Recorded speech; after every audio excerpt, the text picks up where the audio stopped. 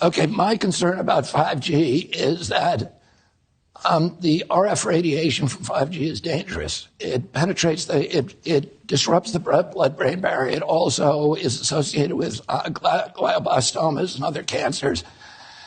And it causes a lot of other dramatic health effects. And there are literally thousands and thousands of studies in that. I've litigated on that issue, and I've won in the Federal Court of Appeals. So, you can say it's a conspiracy theory, but the Federal Court of Appeals, I also won a case on Monsanto and glyphosate that it caused non-Hodgkin's lymphoma, and that was called a conspiracy theory. What I've said about 5G is, it is dangerous. It is underregulated. Other countries regulate it much better than us. And we need to protect our children. We should not be having these antennas on elementary schools. We should be warning people appropriately, do not put that cell phone next to your head. Because, we're seeing this epidemic now of glioblastomas, and almost all of them are connected to the year that you favor the cell phone with.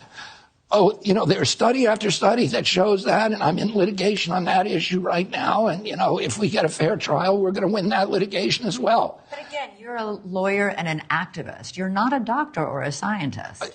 Listen, we live in a democracy. We don't have a priesthood here.